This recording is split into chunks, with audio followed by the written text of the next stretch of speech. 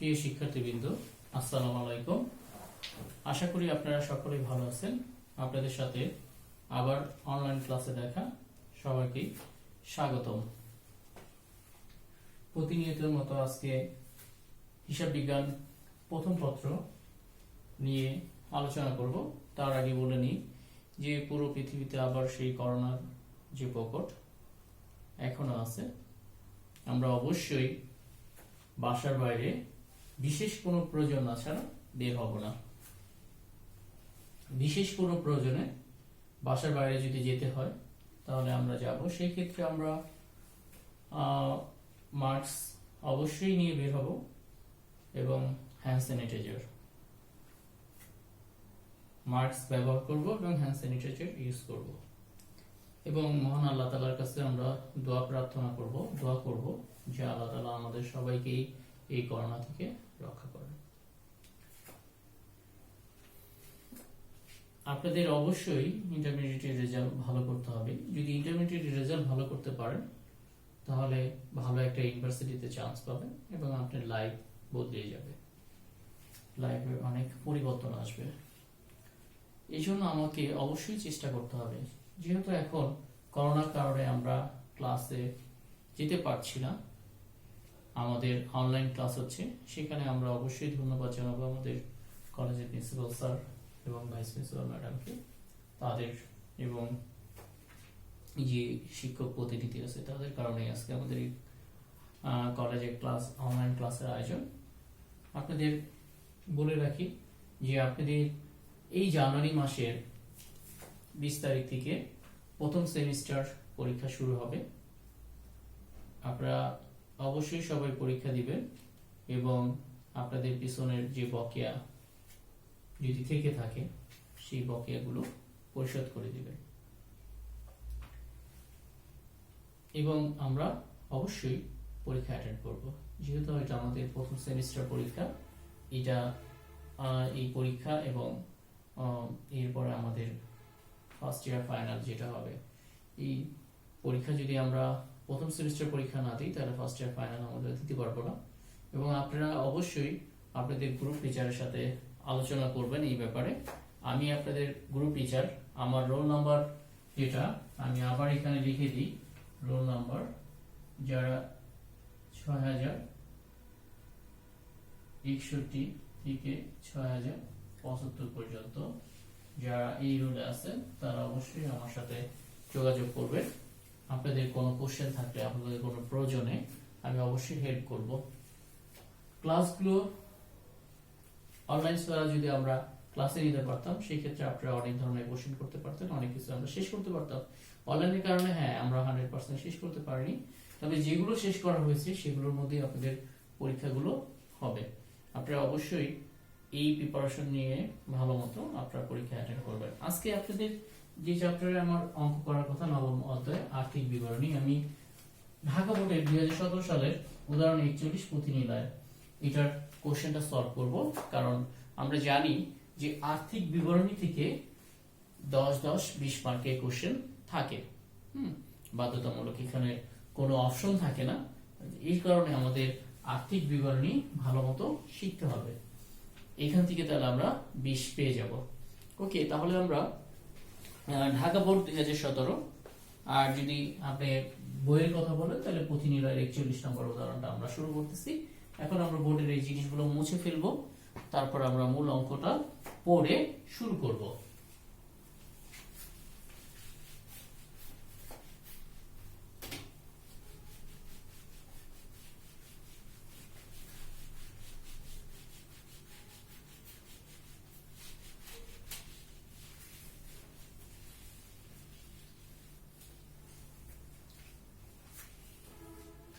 দেখেন এখানে লেখা আছে উপমা ট্রেডার্স এর রেওয়ামিল ও অন্যান্য তথ্যগুলি নিম্নরূপ। আপনারা আপনাদের বই থেকে এটা দেখে নেবেন। 2017 সালের ঢাকা বোর্ডের কোশ্চেন অথবা পুঁথিনিলয়ের 41 নম্বর উদাহরণটা যার যার বই খুলে সেখান থেকে আমি সলভ করব। আমি কোশ্চেন এখানে উঠে দিচ্ছি না, আপনারা নিজেরা ওইখানে কোশ্চেন দেখবেন। প্রথমে দেখেন হাতে নগদ দেওয়া আছে 42,000 টাকা, ভাড়া খরচ 12,000 টাকা, বেতন খরচ 15,000 টাকা, আসবাবপত্র 1 লক্ষ টাকা, মূলধন 97,000 টাকা, সেবা আয় 75,000 টাকা, প্রাপ্য হিসাব 25,000 টাকা, সাব 18,000 টাকা, পঞ্জীবিত অবচয় 20,000 টাকা, অগ্রিম বীমা 16,000 টাকা, অনপরিচিত সেবা 14,000 টাকা, পদ হিসেব 22,000 টাকা। টোটাল যোগফল দেওয়া আছে 2,28,000 টাকা, 2,28,000 টাকা। তথ্য সমুদায় আছে 5,000 টাকার সাপ্লাইস অব্যবহৃত রয়েছে যা হিসাবভুক্ত হয়নি, যে সাপ্লাইসটা এখনো কি হয় নাই, যেটা সাপ্লাইস অব্যবহৃত মানে ব্যবহার হয়নি সেটা হিসাবভুক্ত হয়নি। চলতি বছরে দপ্তর খরচ বাবদ 7,000 টাকা ব্যয় করা হয়েছে যা হিসাবভুক্ত হয়নি। 1,000 টাকার সেবা ধারে প্রদান করা হয়েছে যা হিসাবভুক্ত হয়নি।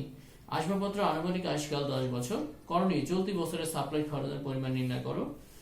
খ উপমা ট্রেডার্সের নিট মুনাফার পরিমাণ নির্ণয় করো। গ চলতি দায় ও স্থায়ী সম্পদের পরিমাণ নির্ণয় করো। তাহলে ক নম্বরে আমাদেরকে বলছে চলতি বছরের সাপ্লাই খরচের পরিমাণ নির্ণয় করো।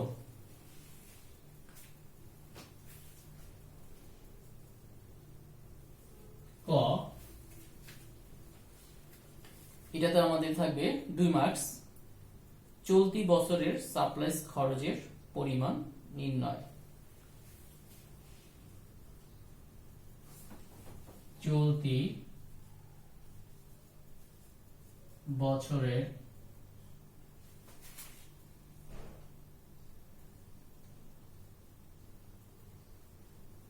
সাপ্লাইস খরচের পরিমাণ নির্ণয়। চলতি বছরের সাপ্লাইস খরচের পরিমাণ নির্ণয়। তাহলে আমার কোশ্চেনে সাপ্লাইস দেওয়া আছে 18,000 টাকা। কোশ্চেনে দেওয়া আছে সাপ্লাইস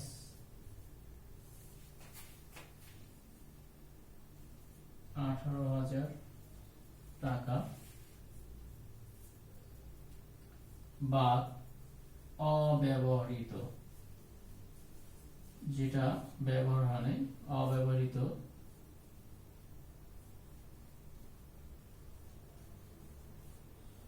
সাপ্লাইস। অব্যবহৃত সাপ্লাইস কত আছে? 5,000 টাকা।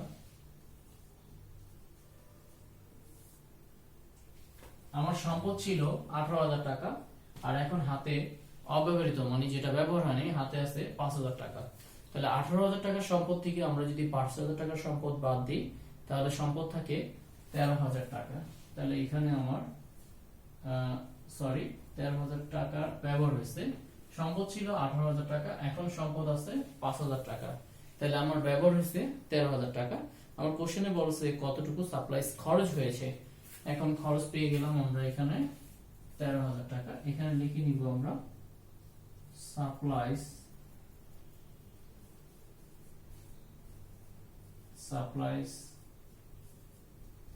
খরচ। সাপ্লাইস খরচ 13,000 টাকা পেয়ে গেলাম আমরা। চলতি বছরে সাপ্লাইস খরচের পরিমাণ নির্ণয় হয়ে গেল। আমার 1 নম্বর কোশ্চেন ছিল চলতি বছরে সাপ্লাইস খরচের পরিমাণ নির্ণয় করো। তাহলে আমার শুরুতে সাপ্লাইস সম্পদ ছিল 18,000 টাকা।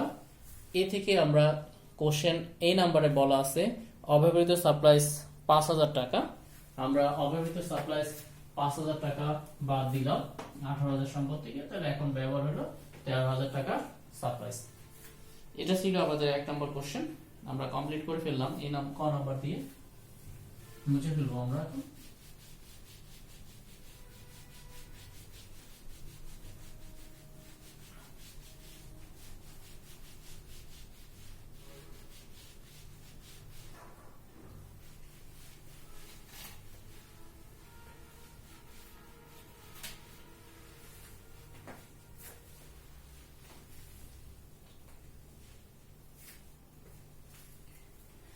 উপমা ট্রেডার্সের নিট মুনাফার পরিমাণ নির্ণয় করো। আমার নিট মুনাফার পরিমাণ বের করতে বলছে। আমরা নিট মুনাফার পরিমাণ এখন নির্ণয় করব।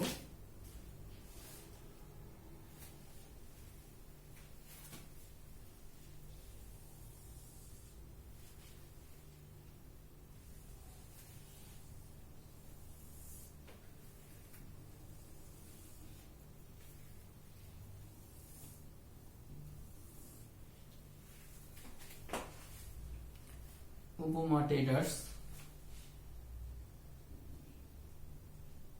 উপমা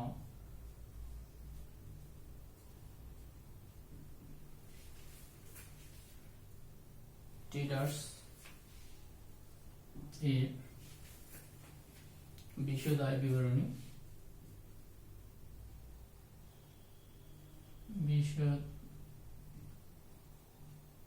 আয় বিবরণী।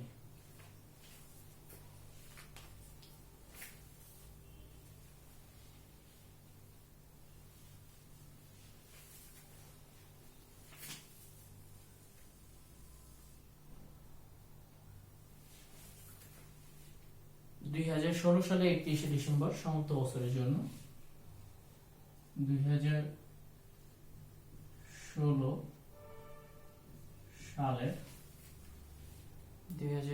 সালের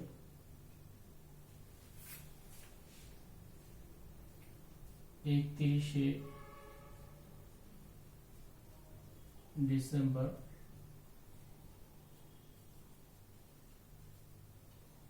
সমস্ত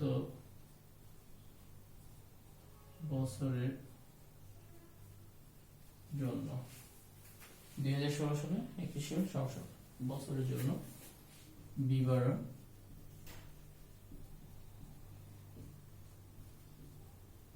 টাকা টাকা। প্রথমে আমরা লিখব সেবা আয়,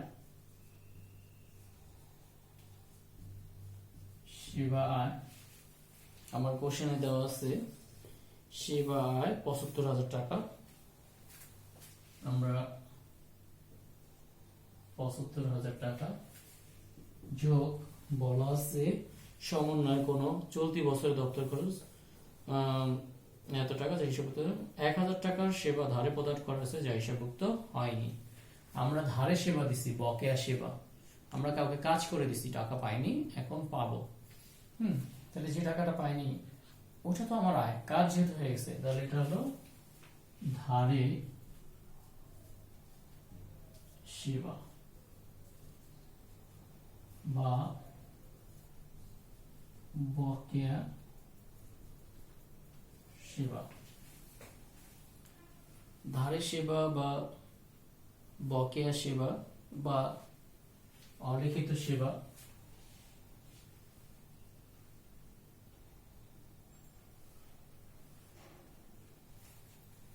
ধারে সেবা দেওয়া হলো, তাহলে ১,০০০ টাকা, ১,০০০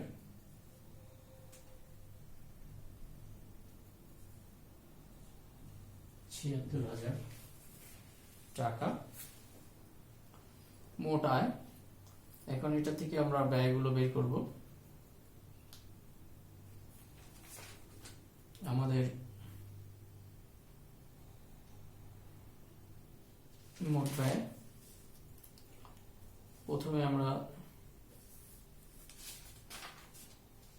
বা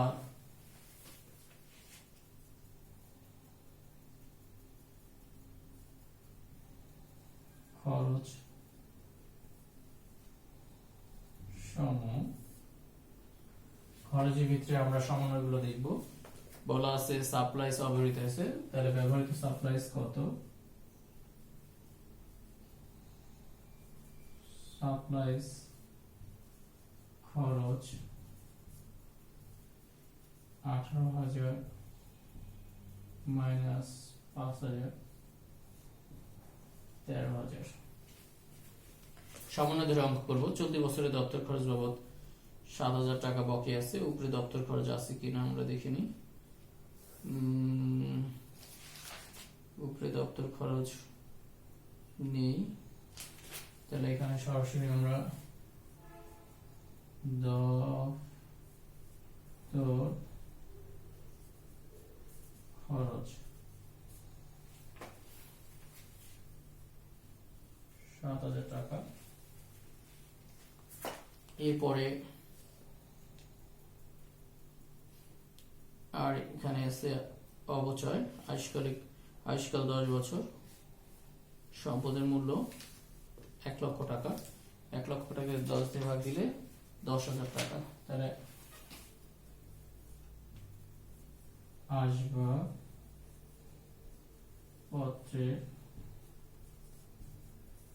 অবচয় 10,000 টাকা। সমন্বয় সবগুলো বসে দিলাম, আর কোনো সমন্বয় নেই। আজকালে অবচয়টা সেটা আমরা বের করে দেখাই। অবচয় 1 লক্ষ আজকাল 10 বছর কাটলে 1 বছরে 10,000 টাকা। এরপরে ভাড়া খরচ 12,000 টাকা। ভাড়া খরচ 12,000 টাকা।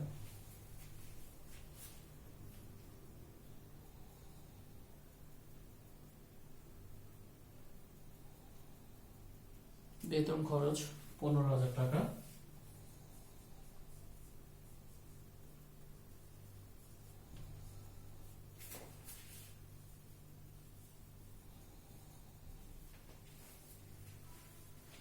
বেতন খরচ 15,000 টাকা।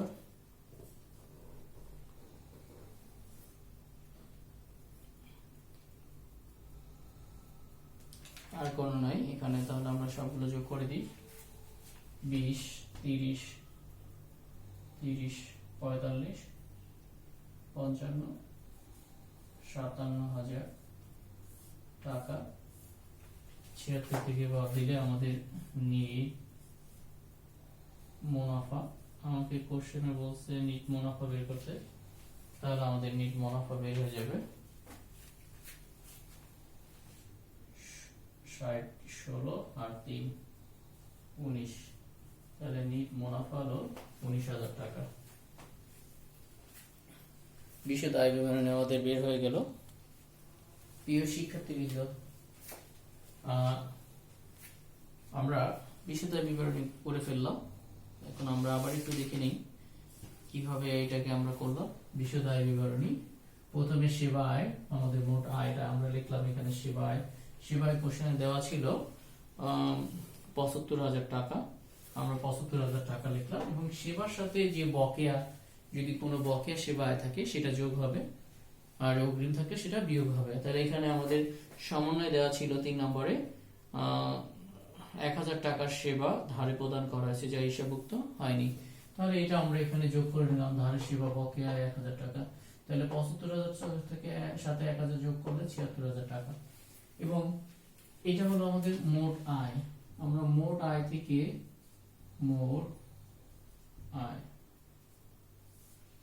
থেকে মোট খরচ বাদ দিলে, মোট খরচ বাদ যাবে। মোট আয় থেকে মোট খরচ বাদ দিলে নিট মুনাফা বের হবে আমাদের। 2 নম্বরের কোশ্চেনে বলছিল নিট মুনাফার পরিমাণ নির্ণয় করো। তাহলে নিট মুনাফার ক্ষেত্রে এটা হলো। এখন খরচ সমূহ আমরা এখানে বাদ যাবে। প্রথমে আমরা বাদ দিয়েছি সাপ্লাইজ খরচ। আমরা সমন্বয় এখানে বলা আছে 5,000 টাকার সাপ্লাইজ অব্যবহৃত রয়েছে যা হিসাবভুক্ত হয়নি। তাহলে সাপ্লাইজ আমাদের ছিল 18,000 টাকা। তাহলে আমরা সেই 18,000 টাকা লিখলাম সাপ্লাইজ। তারপরে সমন্বয় বলা ছিল যে সাপ্লাইজ এখনো ব্যবহার হয়নি, অব্যবহৃত অবস্থায় আছে 5,000 টাকা। তাহলে আমরা 18,000 টাকার সাপ্লাইজ থেকে যদি আমরা 5,000 টাকার সাপ্লাইজ বাদ দিয়ে দিই, যে আমার হাতে সম্পদ ছিল 18,000 টাকা, এখন বলতেছে হাতে সম্পদ আছে 5,000 টাকা, তাহলে বাকিটা কি হয়েছে? ব্যবহার হয়েছে। তাহলে সম্পদ থেকে সম্পদ বাদ গেলে যেটা হয় সেটাই খরচ বা ব্যবহার। এরপরে 2 নম্বর সমন্বয়, চলতি বছরের দপ্তর খরচ বাবদ 7,000 টাকা বকেয়া আছে, এখনো পরিশোধ করা হয়নি। তাহলে দপ্তর খরচ আমরা 7,000 টাকা এখানে দেখিয়ে দিলাম। এরপরে আমাকে বলছে 1,000 টাকার সেবা ধারে প্রদান করা হয়েছে যা হিসাবভুক্ত হয়নি, এটা ধারে সেবা, এটা আমরা করেছি। 4 নম্বরে আসবাবপত্র আনুমানিক আয়ুষ্কাল 10 বছর। তাহলে আসবাবপত্র অবচয় ধরার জন্য অবচয়, আসবাবপত্রের মূল্য দেওয়া আছে 1 লক্ষ টাকা, সেটাকে আমরা 10 দ্বারা ভাগ করলে 1 বছরের অবচয় বের হলো 1,000 টাকা। এরপরে আমার আর কিছু সমন্বয় নেই এখানে। এখন দেখবো হাতে নগদ, এটা সম্পদ, ভাড়া এটা খরচ। ভাড়া খরচ আমরা 12,000 টাকা বসিয়ে দিলাম। বেতন খরচ 15,000 টাকা। আমরা বসাই দিলাম 15,000 টাকা। আর কোনো খরচ এখানে নেই, আমাদের টোটাল খরচ হলো 57,000 টাকা। তাহলে মোট আয় 76,000 টাকা, মোট খরচ 57,000 টাকা, বাদ দিলে নিট মুনাফার পরিমাণ দাঁড়ায় আমাদের 19,000 টাকা। এটা ছিল আমাদের 2 নম্বর নিট মুনাফার পরিমাণ নির্ণয় করো। এখানে আমাদের মার্ক ছিল 4। তাহলে আমাদের 1 নম্বরে গেল সাপ্লাইজ, 2 নম্বরে এটা, 3 নম্বর নিয়ে আমরা আলোচনা করব। এটা মুছে ফেলি আমরা।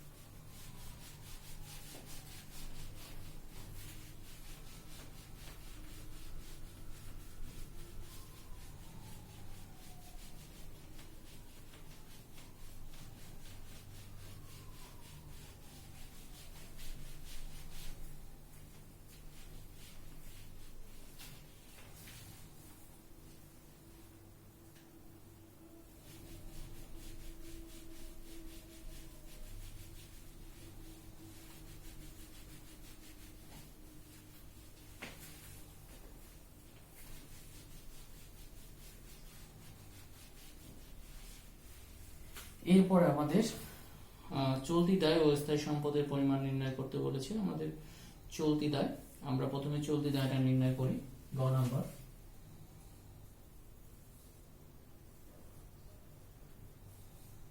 চলতি দায়, চলতি দায় পরিমাণ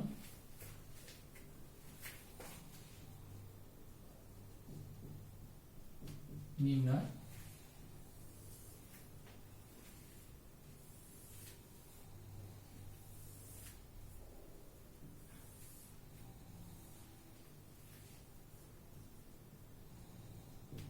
বিবরণ টাকা। চলতি দায়ের পরিমাণ নির্ণয়। চলতি দায় প্রথমে আছে, আমরা এখান থেকে নিয়ে নিই প্রাপ্য হিসাব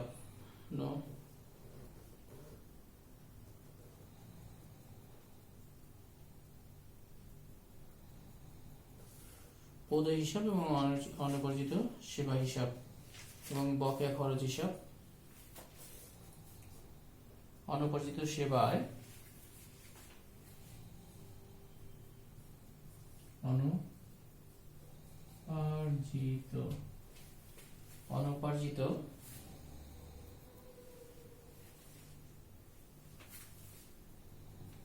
অনুপার্জিত সেবা আয়, যে সেবা অনুপার্জিত সেবা আয় বলতে আমরা সেবা না দিয়ে আমরা কারো কাছ থেকে টাকা নিয়েছি, সেটা কোশ্চেনে আমাদের দেওয়া আছে লাস্টে। অনুপার্জিত সেবা আয় 14,000 টাকা, আমরা সেবা না দিয়ে টাকা নিয়ে নিয়েছি, এটাকে বলা অনুপার্জিত সেবা আয়। এরপরে লাস্টে দেওয়া আছে, লাস্টের প্রদেয় হিসাব, প্রদেয় হিসাব দেওয়া আছে আমাদের 22,000 টাকা। তাহলে এখানে লিখবো আমরা 22,000 টাকা।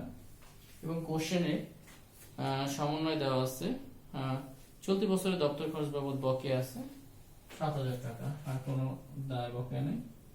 দপ্তর খরচ 7,000 টাকা। তাহলে আমরা যদি এখন যোগ করি 14 7 21 আর হলো এখানে 22, তাহলে 43,000 হবে মোট চলতি দায়ের পরিমাণ। মোট চলতি দায়ের পরিমাণ, এটা আমাদের গ নম্বর কোশ্চেন। মোট চলতি দায়ের পরিমাণ এখানে 43,000 টাকা। এবং স্থায়ী সম্পদ আমাদের বলছে স্থায়ী সম্পদের পরিমাণ বের করতে, তাহলে আমরা এখন স্থায়ী সম্পদের পরিমাণটা বের করে ফেলবো। এটা মুছে ফেলে আবার একটু বুঝিয়ে দিই যে কোশ্চেনে বলছিল চলতি দায়ের পরিমাণ নির্ণয় করো। তাহলে অনুপার্জিত সেবা দেওয়া আছে 14,000 টাকা, এটা আমাদের চলতি দায় কোশ্চেনে দেওয়া ছিল। রেমিলে প্রদয় হিসাব দেওয়া ছিল 22,000 টাকা, এটা আমাদের কেউ পাবে প্রদয় 22,000 টাকা। আর দপ্তর খরচটা বকে আছে, আমরা পরিশোধ করিনি, তাহলে এটাও চলতি দায়। অনুপার্জিত সেবায় নিয়ে আবার বলি, আমরা কাউকে কাজ না করে দিয়ে আমরা কাজ করে দিব এরকম প্রতিশ্রুতি দিয়ে কারো কাছ থেকে টাকা নিয়ে নিয়েছি, যেটাকে বলা হয় চলতি দায়। এটা ছিল 22,000 টাকা, আমাদের রেয়াবিলে দায় পাশে দেওয়া আছে।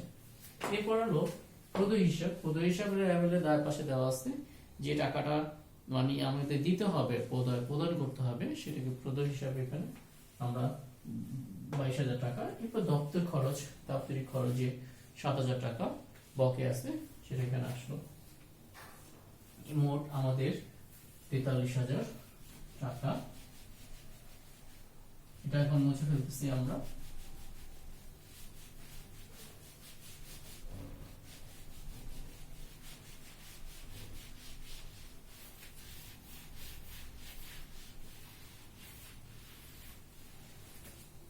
এরপরে আমাদের বলছে স্থায়ী সম্পদের পরিমাণ নির্ণয় করো।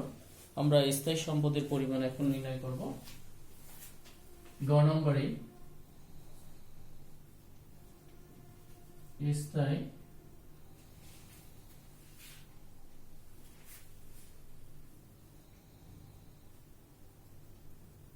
সম্পদের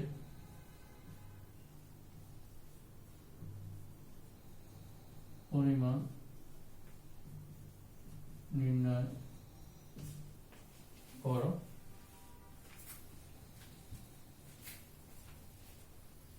স্থায়ী সম্পদের পরিমাণ নির্ণয়।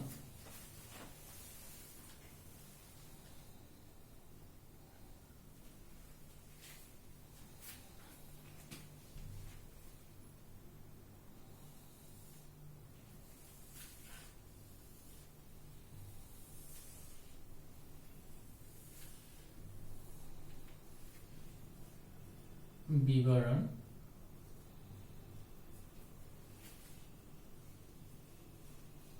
টাকা। কোশ্চেনে স্থায়ী সম্পদ একটা দেওয়া আছে, আসবাবপত্র 1 লক্ষ টাকা।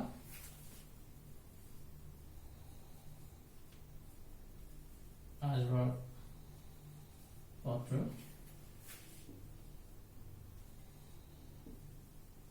1 লক্ষ টাকা বা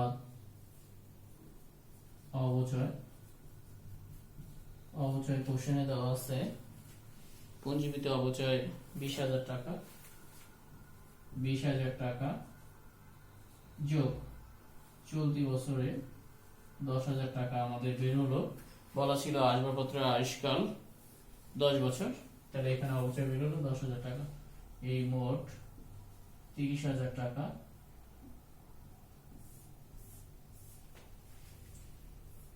মোট সম্পদের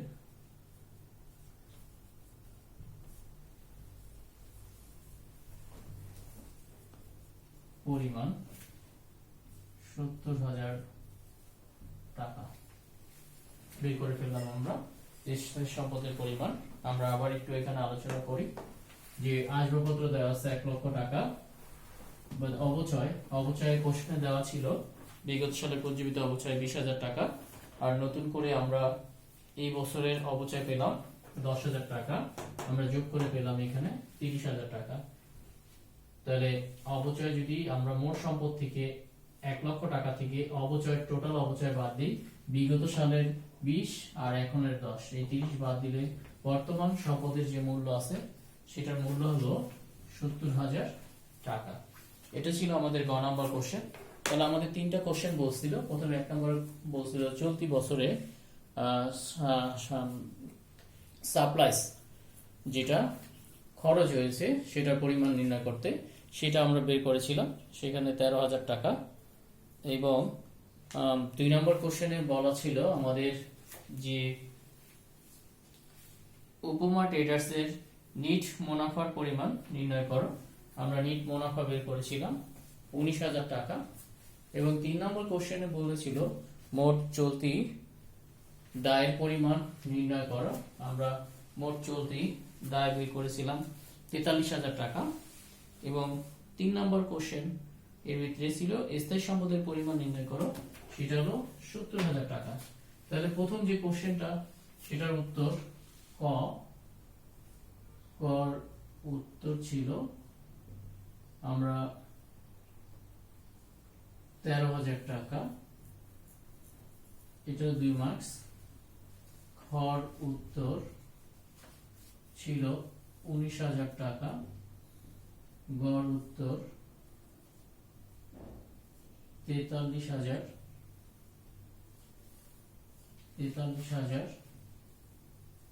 এবং 70,000 টাকা। টাকা টাকা টাকা টাকা এই হলো আমাদের টোটাল অঙ্ক ছিল, যেটা ঢাকা বোর্ডে 2017 সালে এসেছিল। আপনাদের এই পরীক্ষায় এইভাবে অঙ্ক আসতে পারে। এটা আমরা জানি যে একটা হলো এক ধাপ বিশিষ্ট আয় বিবরণী, আর একটা হলো বহু ধাপ বিশিষ্ট আয় বিবরণী। এই যে অঙ্কটা আমরা সলভ করলাম, আমরা সমাধান করলাম, এটা ছিল এক ধাপ আয় বিবরণী। তাহলে এটার মার্কস থাকবে আমাদের টোটাল 10। আমরা এটাকে ভালো মতো করব। যদি আপনাদের কার কোনো কোশ্চেন থাকে এই অঙ্কটা নিয়ে, আপনারা অবশ্যই কোশ্চেন করবেন। আমি এখানে যে অঙ্কটা আছে এটা এখন মুছে ফেলতেছি।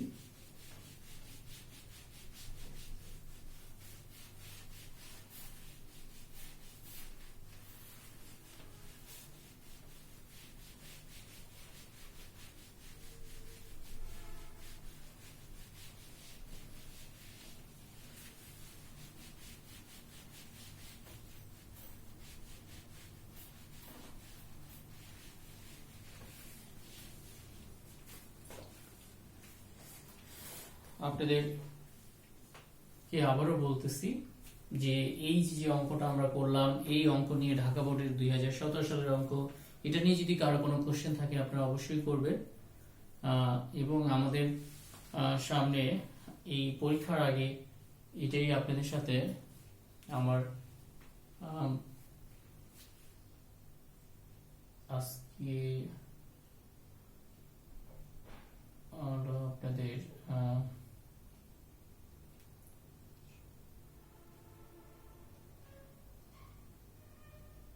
11 তারিখে আপনাদের আজকে এটা শেষ ক্লাস। এরপরে আপনাদের পরীক্ষা 18 তারিখে হতেও পারে, না হতে পারে, আমরা জানি না। তাহলে এটা নিয়ে আমি আলোচনা করলাম, এই কারণ যে এটার মধ্যে আমাদের 10-20 মার্কের কোশ্চেন থাকবে। আমরা আর্থিক অবস্থা বিবরণীটা ভালো মতো শিখবো সবাই। তারপরে যদি আপনাদের বাসায় কোনো ধরনের সমস্যা থাকে, কোনো জায়গায় করতে যে আটকে যান, সেটার জন্য আমাকে নক করবেন। আমি ইনশাআল্লাহ আপনাদের সবার সেই অ্যান্সারগুলো দিয়ে দিব। সবাই ভালো থাকেন, সুস্থ থাকেন, মহান আল্লাহর কাছে এই দোয়া করি। এবং বাসায় নিয়মিত পড়াশোনা করেন। সামনে ফার্স্ট সেমিস্টার পরীক্ষা, এই সেমিস্টার পরীক্ষাতে ভালো করেন। সবার জন্যই শুভকামনা রইল। আল্লাহ হাফেজ। আসসালামু আলাইকুম।